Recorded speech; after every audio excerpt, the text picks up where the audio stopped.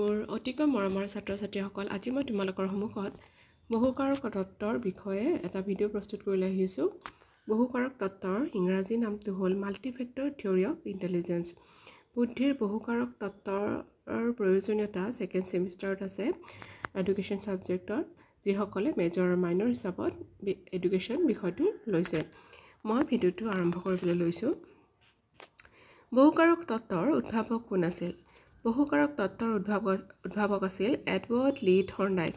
তেওঁ 1927 চনত the measurement of intelligence নামৰ পুথিত এই তত্ত্বৰ প্ৰকাশ কৰিছিলে। থৰ্ণডাইকৰ মতে বুদ্ধিৰ কাৰক কেইটা? থৰ্ণডাইকৰ মতে বুদ্ধিৰ কাৰক বহুতো। এই কাৰকসমূহৰ মাজত কোনো মিল নাথাকে। প্ৰত্যেক কাৰকেই এটাৰ পৰা আনটো পৃথক হোৱা দেখা যায়। এই ক্ষেত্ৰত উল্লেখযোগ্য যে থৰ্ণডাইকে স্পিয়াৰমেনৰ দ্বিকাৰক তত্ত্বৰ গুৰুত্ব অগ্ৰাহ্য কৰিছিলে। স্পিয়াৰমেনে দ্বিকাৰক তত্ত্ব হিচাপত যিটো বুদ্ধিৰ তত্ত্ব উদ্ভাৱন কৰিছিলে, তাত তেওঁ কৈছিল যে বুদ্ধিৰ কাৰক দুটা, সেয়া হ'ল জেনেৰেল মেণ্টেল এবিলিটি আৰু স্পেচিয়েল মেণ্টেল এবিলিটি, অৰ্থাৎ জি আৰু এছ ভেক্টৰ হ'ল বুদ্ধিৰ দুটা কাৰক। কিন্তু সেই কথাটো থৰ্ণডাইকে অগ্ৰাহ্য কৰিছিল আৰু তেওঁ কৈছিলে যে বুদ্ধিৰ কাৰক কেইবাটাও আৰু এই কাৰকসমূহৰ মাজত সম্পৰ্ক নাছিল।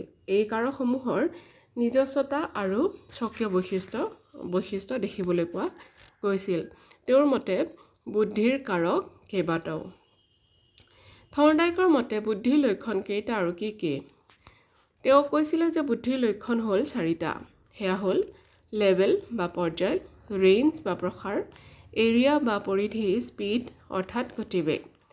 বুদ্ধিৰ লক্ষণৰ এই ভাগকেইটাত লেভেল বুলি ক'লে ডিফিকাল্টি অফ টাস্ক অৰ্থাৎ যিটো কামৰ জটিলতা তাক বুজোৱা হয়। ৰেঞ্জ বুলি ক'লে number of task we can solve, যিমান আমি সমস্যা সমাধান কৰিব পাৰোঁ সেই সিমানটা সংখ্যাৰ কাৰ্য। এৰিয়া হ'ল পৰিধি, টোটেল নাম্বাৰ অফ চিটুৱেশ্যন অৰ্থাৎ সেই ধৰণৰ পৰিস্থিতি আমি কিমান সংখ্যা পাইছোঁ। আৰু স্পীড অৰ্থাৎ rapidity with which we can respond, অৰ্থাৎ আমি কিমান গতিবেগত আমি কাম কৰিব পাৰোঁ। থৰ্ণডাইকে কৈছিলে যে মানুহৰ বুদ্ধিৰ লক্ষণ চাৰিটা, সেয়া হ'ল পৰ্যায়, প্ৰসাৰ, পৰিধি আৰু গতিবেগ।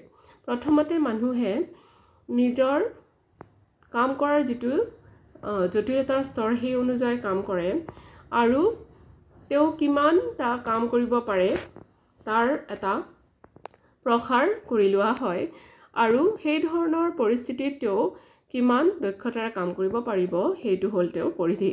আৰু প্ৰত্যেক ব্যক্তিৰে নিজস্বভাৱে কাম কৰাৰ এটা গতিবেগ আছে, অৰ্থাৎ স্পীড লিমিট আছে, সেই ধৰণেহে তেওঁ কাম কৰিব পাৰে। এই ধৰণে থৰ্ণডাইকে বুদ্ধিৰ লক্ষণসমূহৰ কথা উল্লেখ কৰিছিলে।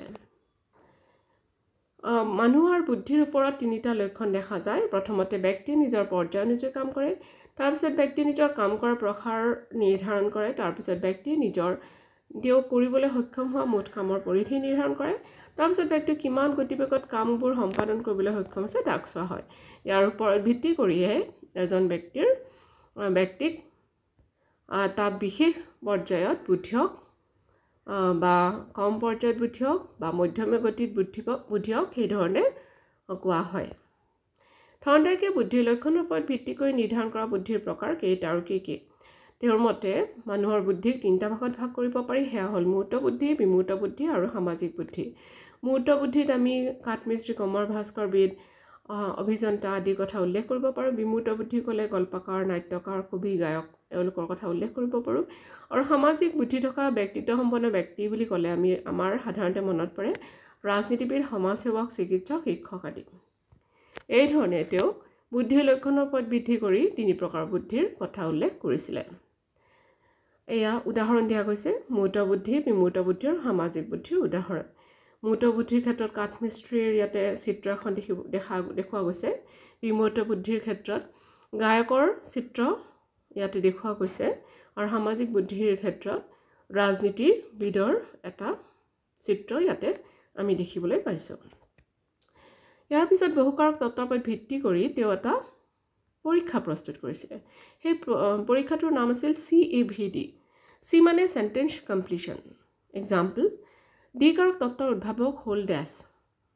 শিক্ষাৰ অৰ্থ দুটা সংকীৰ্ণ।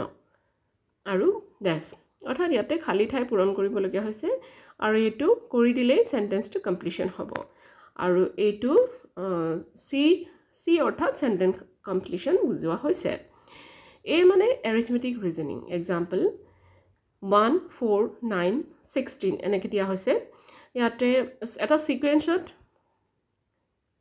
সজোৱা হৈছে ইয়াতে গাণিতিক যোগ্যতা প্ৰকাশ কৰি কেনে ব্যক্তিয়ে এই সমস্যাটো সমাধান কৰিব লগিয়া হয় এটা বিট দিয়া আছে 2 4 6 8 10 ড্যাশ ড্যাশ যে আছে বাকি দুটা সংখ্যা ইয়াতে সম্পূৰ্ণ কৰিব লাগিব প্ৰথম যেটো এক্সাম্পল দিয়া হৈছে ইয়াতে সিকুৱেন্সটো হ'ল 1 গুণ 1 2 গুণ 4 3 গুণ 9 4 4 গুণ 16 আৰু পাছৰটো কি হ'ব 5 5 গুণ 5 5 গুণ যি হয় আৰু 6 6 গুণ যি হয় সেই ধৰণে ইয়াতে লিখিব লাগিব আৰু তাৰ পিছত যেটো সিকুৱেন্স দিয়া হৈছে b 2 3 টো লিখা হোৱা নাই 4 5 লিখা হোৱা নাই 6 7 লিখা হোৱা নাই 8 9 লিখা হোৱা নাই 10 তাৰ পিছত ড্যাশ ড্যাশ দিয়া হৈছে অৰ্থাৎ 10 ৰ পিছত 11 নাহে 12 আহিব 12 ৰ পিছত 13 নাহে 14 আহিব এই ধৰণে গাণিতিক যোগ্যতা প্ৰকাশ কৰিব লাগিব অৰ্থাৎ এই ধৰণে থৰ্নডাইকে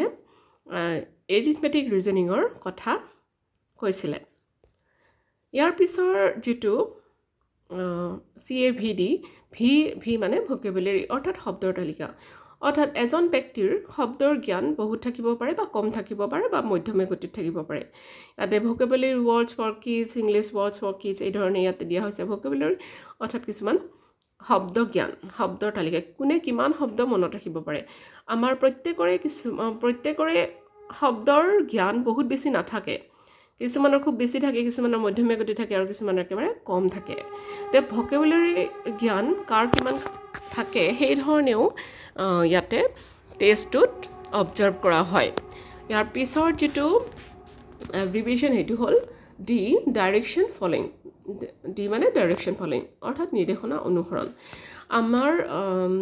আমাৰ ব্যক্তিৰ বুদ্ধিৰ এটা নিৰ্দেশনা আছে বা বুদ্ধিৰ এটা দিশ আছে হেয়া হ'ল নিৰ্দেশনা অনুসৰণ কৰি কেনে কাৰ্য সম্পাদন কৰা ইয়াতে এক্সাম্পল দিয়া হৈছে এটা এক্সাম্পল সৰু এক্সাম্পল ইয়াতে কিডছৰ কাৰণে সাধাৰণতে এক্সাম্পল দিয়া হৈছে ইয়াতে প্ৰাণীকেইটা দিয়া হৈছে আৰু প্ৰাণীকেইটাৰ তলত খাদ্য দিয়া হৈছে আৰু ইয়াতে কি কৰিব লাগে নিৰ্দেশনা অনুসৰি খাদ্যৰ ওচৰলৈ প্ৰাণীক লৈ যাব লাগিব প্ৰাণীকেইজনক লৈ যাব লাগিব আৰু ইয়াৰ পিছত